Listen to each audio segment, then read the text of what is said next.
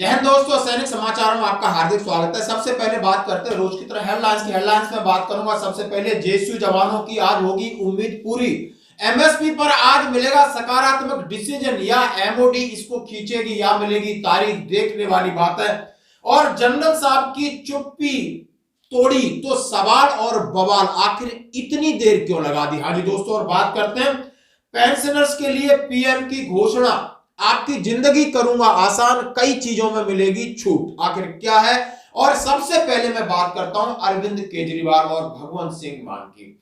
हाँ जी, जो सैनिकों के लिए बढ़ चढ़कर आएगा हम उसकी तारीफ जरूर करेंगे। जैसा कि आप देख सकते हो, एक रैली में 1 करोड़ का चेक शहीद के पिता को सौंपा, उनके चरण स्पर्श किए और उनकी बंदगी की। हाँ जी दोस्तों, ये पहल उन्होंने कहा, चाहे पंजाब के अंदर पुलिस वाला अपनी कर्तव्य के तहत शहीद होता है या सेना का कोई होता है, पैरामिलिट्री फोर्स का होता है, उसके घर पे मुख्यमंत्री जी जाएंगे और उसके घर पे जो भी मुआवजा है 1 करोड़ का वो उसके माता पिता को हैंडओवर करेंगे। लेकिन हम इसकी भरपाई नहीं कर सकते, लेकिन हम सैनिकों के, अर्धसैनिक बल और पुलिस के साथ हैं।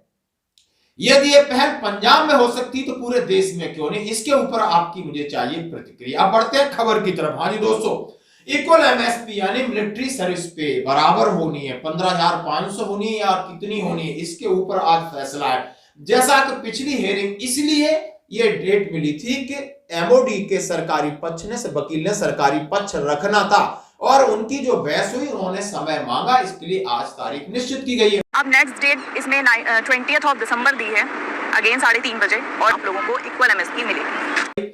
अब बात होती, या तो आज तारीख मिली है तो समय मिलेगा, और समय मिलेगा तो क्या बहस होगी, बहस होगी तो क्या एमओडी का जो सरकारी वकील है अपनी मांगे अपना पक्ष रख पाएगा, और रख पाएगा तो क्या सुनवाई होती, फिर क्या डिसीजन होता है। जैसा कि सब उम्मीद लगाए बैठे कि आज का दिन यानी 20 दिसंबर को जवानों के हित में जो बहुत बड़ा फैसला है, इक्वल एमएसपी का 6th पे सीपीसी लटका हुआ है और बहुत बड़ा भेदभाव है, बहुत बड़ा षड्यंत्र भी मैं बोलूंगा। जैसा कि षड्यंत्र की भाषा में इस्तेमाल करूं तो ये षड्यंत्र जेएसयू के साथ हुआ है कि वो अलग कैटेगरी थी, गजेटेड क्लास इन सेकंड, और उसको एमएसपी जब स्टार्टिंग में ही उसकी जब तनख्वाह 56,100 से शुरू हो रही थी तो उसकी एमएसपी इन्होंने गलत गणना की, एक जवान के हिसाब से की। तो हम ये देखते हैं, अब बात सवाल उसका नहीं, बात होता है इक्वल एमएसपी यानी सबके साथ समान होनी चाहिए, चाहे वो सेना का जवान है, चाहे वो सेना का अधिकारी है, चाहे सेना का जेएसयू है, चाहे कोई और भी हो। लेकिन इसका फैसला आज सुनवाई के तहत हाई कोर्ट जवानों के हित में फैसला देता है तो आगे की प्रक्रिया क्या होगी, लेकिन आज हम इंतजार करेंगे माननीय दिल्ली हाई कोर्ट के जज साहब के जो उनका फैसला है कि एमएसपी पर क्या आता है। आज सुनवाई दोस्तों। बढ़ते हैं अगली खबर की तरफ। हाँ जी दोस्तों, जनरल साहब की चुप्पी पर सवाल और बवाल। हाँ जी दोस्तों, बहुत बड़े सवाल उठे हैं। जैसा कि सीधा सीधा आप देख सकते हो कि आखिर जनरल साहब ने अभी मुंह क्यों खोला, पहले क्यों चुप रहे, उनके ऊपर सवाल उठाए और वो भी सेना के वरिष्ठ अधिकारियों ने उठाए। सर, आपको उचित समय पर टिप्पणी करनी थी, हमने सरकार को समझाने की पूरी कोशिश की, लेकिन जब हमारे अपने ही ताबूत में आखिरी कील ठोकने में लगे हों तो कोई क्या कर सकता है। कमांडर की चुप्पी से अन्याय होता है। देश से पहले कुछ नहीं, यह योजना राजनीति से प्रेरित थी और सशस्त्र बलों में घुसपैठ करने का प्रयास किया गया था। घोषणा पत्र के अनुसार बेरोजगार युवाओं को कुछ लालच दे करके आप देख सकते हो, और कुछ सेना के अधिकारी अपनी पदोन्नति पर कोई प्रभाव न पड़े इससे बचने के लिए चुप्पी साधे हुए थे। क्षति तो हुई है लेकिन इसकी मरम्मत की जानी चाहिए। इस मुद्दे पर सभी दिग्गजों को एक साथ होना चाहिए। फौज के काम में किसी की दखलंदाजी नहीं होनी चाहिए। पिछले 10 वर्ष में हम ये इस प्रकार का प्रचार प्रसार में सेना की भागीदारी देख रहे हैं। मीडिया उनके प्रवक्ता के रूप में काम कर रहे हैं। कोई सरकार के खिलाफ बोलता है तो उसे राष्ट्रीय दुश्मन घोषित कर दिया जाता है और उसका सोशल मीडिया अकाउंट हैक कर दिया जाता है। यह है कर्नल अनिल कुमार की टिप्पणी, आप देख सकते हो। और देखा, जैसा कि आप खबर चल रही कि कल उन्होंने अपनी बुक में जो लिखा है 4 stars for destiny, general Naravane साहब ने, जब उन्होंने कहा कि हम लोग चौंक गए थे, हम परेशान हो गए थे, उन्होंने क्या किया है, पीएमओ ने अग्निवीर स्कीम को सेना पर जबरदस्ती थोपा था। पूर्व सेनाध्यक्ष का खुलासा, इससे बड़ा खुलासा कोई हो सकता है। लेकिन खुलासा देर से हुआ, इसका विरोध नहीं हुआ, इस बात का बड़ा दुख है। आप समझ सकते हो, इस बात का दुख है। बहुत सारी ऐसी नीतियां जो कि सेना के साथ अंदर से राजनीति हो रही, लेकिन इसके पार सेना के दिग्गज चुप रहते हैं क्योंकि उनके प्रमोशन पर, उनकी नौकरी पर उसका दुष्प्रभाव पड़ता है, उससे वो डर जाते हैं। और ये सामने बात आ चुकी है, बिल्कुल सामने आ चुकी है। अग्निवीर स्कीम पीएमओ द्वारा व सेना के एक साथ शायद धोखा या एक साजिश है। पूर्व सेना प्रमुख जनरल एमएन नरवाने ने अपनी किताब 4 स्टार्स ऑफ डेस्टिनी में खुलासा किया। पीएमओ से अग्निवीर योजना के ऐलान से तीनों सेनाएं चौंक गई थी। नौसेना, वायुसेना के लिए ये तो सूचना एक झटके की तरह आई। वो तो मेंटली भी प्रिपेयर नहीं थे, उन्होंने सीधा सीधा कहा है। उन्होंने आगे लिखा है कि जो सैनिक देश के लिए जान देता है उसकी सैलरी की तुलना दिहाड़ी मजदूर से नहीं किया जा सकती। सेना की मजबूत सिफारिश के बाद इसे 20,000 मासिक से बढ़ाकर 30,000 कर दिया गया था, लेकिन रेगुलर की तनख्वाह 45,000। अग्निवीर व रेगुलर सैनिक के बीच भेदभाव घातक सिद्ध होगा। पीएमओ के अग्निपथ स्कीम को भारतीय सेना व तीनों सेना प्रमुखों को बिना बताए व बिना पायलट प्रोजेक्ट किए क्यों लागू किया? क्या आप ये सवाल नहीं बनता, क्या आपने तीनों सेना अध्यक्षों को भी कॉन्फिडेंस में नहीं लिया? उसको पायलट प्रोजेक्ट के तौर पर आपने इस्तेमाल नहीं किया, एकदम लागू कर दिया, तो ये क्या चीज है? और दूसरे डिपार्टमेंट में कर सकते थे, पुलिस है, टीचर है, बहुत दुनिया भर का प्रयोग करने के लिए था। कहा सेना के साथ क्यों, इसके ऊपर क्या सेना पर यह स्कीम जो न देश हित में है न ही युवाओं के हित में है, फिर ये थोपी क्यों होगी? ये सवाल है। क्या ये स्कीम देश की सुरक्षा प्रणाली के साथ खिलवाड़ नहीं है? ये भी एक सवाल है। जब ये स्कीम देश की सुरक्षा, सेना व युवाओं के हित में नहीं, तो इसे क्यों न तुरंत प्रभाव से बंद कर दिया जाए? और ये सवाल आपके सामने आया है, आपकी इसमें क्या राय दे सकते हैं?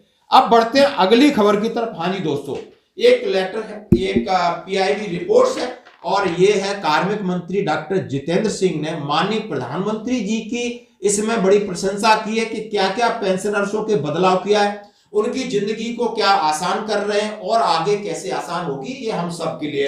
ये रिपोर्ट है, ब्लैक एंड व्हाइट में आप देख सकते हो। ये 11 दिसंबर को उन्होंने दिया। केंद्रीय राज्य मंत्री डॉक्टर जितेंद्र सिंह ने कहा कि पेंशन और पेंशन भोगी कल्याण विभाग संभवतः सरकारी क्षेत्र से पहले विभागों में एक है जिसने डिजिटल जीवन प्रमाण पत्र, बुजुर्ग पेंशनों का जीवन लाइफ स्टाइल और तमाम तरीके की योजनाएं लागू की हैं। सबसे पहले मैं आपको सिलसिलेवार बताऊं कि पेंशन इन्होंने कहा है कि DOPNW की तरफ से कि आपका फेस रिकग्निशन, यानी उन्होंने कहा है कि बैंक के कर्मचारी जाकर के घरों में जाके आपका डिजिटल यानी जीवन प्रमाण पत्र है जो फेस ऑथेंटिकेशन प्रक्रिया से, उसका इन्होंने प्रचार प्रसार किया था और उसकी रिपोर्ट्स दी है।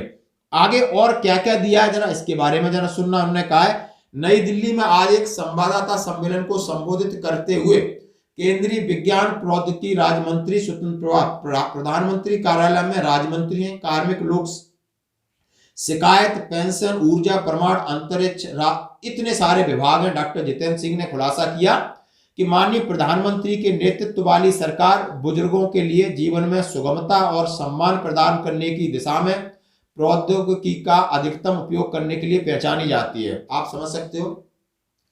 केंद्रीय मंत्री महोदय ने मीडिया को पेंशन और पेंशन भोगी कल्याण विभाग की डिजिटल जीवन प्रमाण पत्र DLC अभियान 2 की जानकारी प्रदान की कि कितने कितने लोगों ने कहा है कि डॉक्टर जितेंद्र सिंह ने कहा है कि बैंक सेवानिवृत्त कर्मचारियों को वार्षिक डिजिटल प्रमाण पत्र जमा कराने के लिए घर घर जाकर सेवा प्रदान कर रही है कि आपके घर में कोई आया। ऐसी तकनीक के कारण वरिष्ठ नागरिकों को जीवन प्रमाण पत्र जमा करने की कठिन प्रक्रिया से गुजरना पड़ता था। अधिकांश कामकाज को ऑनलाइन कर दिया है, पारदर्शिता कर दी है, उत्तरदायित्व कर दिया है, और इन्होंने ये कहा है। और उन्होंने इसको लेकर के बैंक और डाकघर में जाने की जरूरत नहीं। अब उन्होंने क्या क्या घोषणा आगे करेंगे जरा ये भी देखेंगे। क्या वो, मैं सवाल पूछना चाहता हूं आप लोगों के, क्या उन्होंने जो पेंशन के अंदर जो बदलाव है वो करेंगे? क्या पेंशनर्स को 65 साल के बाद 5% की बढ़ोतरी करेंगे? क्या 70 उम्र के बाद 10% की बढ़ोतरी करेंगे? क्या 75 के बाद 15% की बढ़ोतरी करेंगे?